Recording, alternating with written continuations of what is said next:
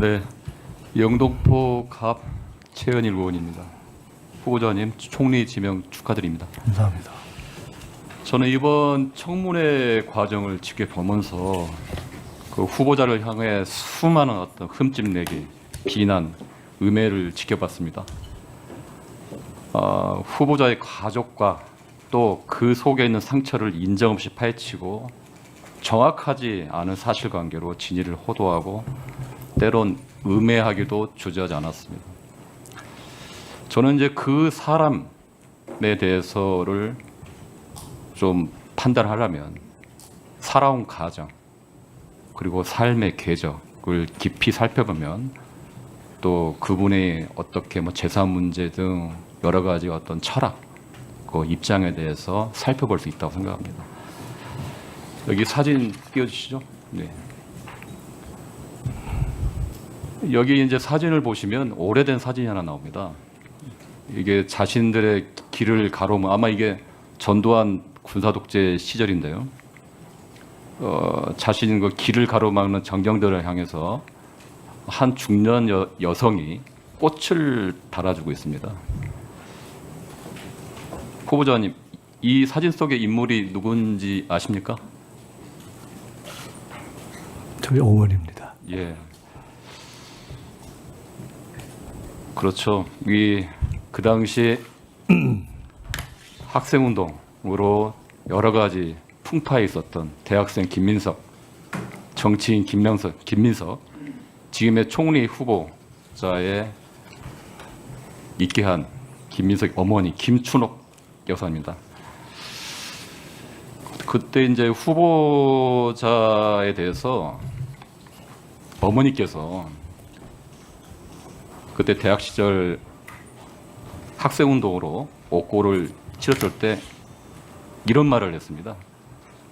말없이 가족과 모두를 감당하고 지켜주신 분이라고 이제 어머니에 대해서 설명했는데 아들 김민석을 향해서 너무 일찍 피어버린 탓에 행여 누가 꺾을까, 누가 짓밟을까 서글프고 불안해했다라고 어머니께서 아들에 대한 애틋한 그리고 애절한 표현을 했습니다. 후보님이 생각하시기에 어머니는 어떤 분이신가요? 이제 95이 되셨는데요. 평범한 주부셨고 제가 학생회장이 되면서 구속이 되자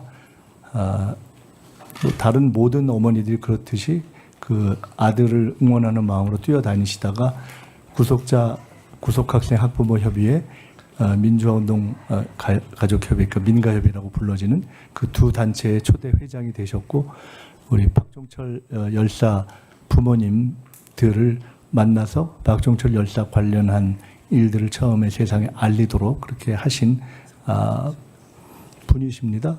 그래서 원래는 평범한 어머니셨는데 시대의 흐름 속에서 그냥 그렇게 활동을 하시고 저 사진은 제가 기억하기로는 87년 6월에 전경들에게 꽃을 달아주시던 그 사진으로 저는 그때 감옥에 있었기 때문에 나중에 들었습니다.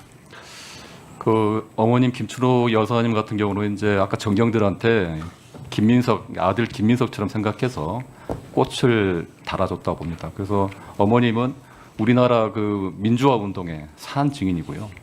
아까 이제 얘기했듯이 민가협을 설립해서 초대 의장을 지냈고 박정철 고문치사 사건 그 이후 이제 기념사업회를 설립하고요. 또 그리고 저희가 익히 아는 이한열 열사의 병상을 지키고 장례식까지 치렀습니다. 어떻게 보면 한 역사의 산 증인입니다. 아들이 평범한 대학생 아들이 그 아까 5.18 민주화 운동, 미문화 사건 등 이런데 본인이 양심적인 그런 용기와 행동을 하지 않았더라면 어머님도 어떻게 보면 평범한 어머님으로서 아들의 소위 말하는 입신양명을 바라보면서 살아 계셨을 텐데 지금 이제 어머니께서도 이제 아까 이제 민주화 운동 이제 한복판으로 함께 아들과 함께 한복판으로 평생을 투신했습니다. 그래서 이제 아까 이제 후보자님께서 아들을 위해 온몸을 던지고 민주를 헌신한 훌륭한 어머니를 둔 아들로서 여러 가지 소회를 했는데요. 저는 이제 이 가족사 또 어머니를 보면서 여러 가지 생각을 했습니다. 후보에 대한 여러 가지 뭐 비판과 편견이 있지만 그 어머님을 통해서 그 부모를 통해서 그 사람의 그 총리 후보의 댐댐임과 살아온 궤적을 알 수 있다고 저는 봅니다. 그 외에도 제가 또 놀란 건 뭐냐면 제가 책을 여러 권을 읽었는데요. 후보가 여러 가지 재산 문제 얘기를 하는데 돈에 대한 욕심, 물욕이 없는 걸로 좀 확인을 했습니다. 예전에 보니까 15대, 16대 국회의원 지낸 시절에 외국에서 초청한 경우를 제외하고는 국외 차원의 외국 출장을 한 번도 가지 않았는데 사실인가요? 뭐 그게 꼭 특별히 의미가 있는 건 아닌데 개인적으로 뭐 그때는 그랬습니다. 예. 그러니까 의원 생활 6년 동안 나라 돈 쓰는 것이 싫고 국외 차원의 예우는 거의 한 번도 안 해서 상당히 청렴한 그런 정치 행보를 했고요.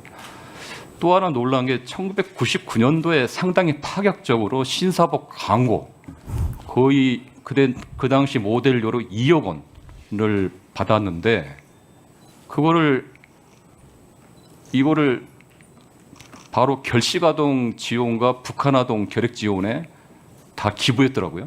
그거 간단하게 내용 좀 설명해 주실까요? 뭐 저 자세히 말씀드릴 건 아닌 것 같습니다. 예. 그냥 그런 일이 있었습니다. 예. 네, 그래서 예. 그런 일이 있었고요. 또 학생 시절 민주화 운동 하고 나서 툭 되고 나면 보상금을 받습니다. 민주화 보상금.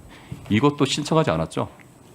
예, 그 부분은 이번 대선 때 보니까 그 김문수 후보께서 그 이슈가 됐던 것 같은데 그 한두 분만 본인이 말씀하신 건 아니고 어떤 유튜브에서 어떤 분이 그 김문수 후보나 한두 분만 그렇게 신청 안 했다 이렇게 했는데 저를 포함해서 꽤 신청 안 하신 분들이 계셨던 걸로 알고 저는 당시만 해도 국회의원이어서 국회의원으로서 충분히 명예를 누려서 제가 보상 신청까지 하는 것은 조금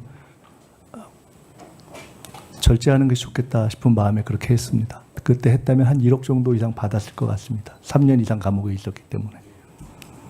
그 후보께서 이제 여러 가지 공정지 행정장관이 입에 담기고 있는 일을 하는데 지금까지 봤던 후보자의 살아온 삶의 계절, 한번 10년을 봤을 때는 전혀 그렇게 재단을 해서 특히 훌륭한 어머님의 숭고한 사명과 가치를 올곧게 후보를 삼았고요. 또 보니까 백봉 신사당을 3번 받았어요. 그래서 후보는 돈에 대해서 상당히 결격적인 경계심을 갖고 살아왔어요. 그래서 여러 가지 어떤 재산이나 금전에 대한 어떤 지적이나 이런 거는 상당히 오해가 있고 편견이다. 네, 최현일 의원님 수고하셨습니다.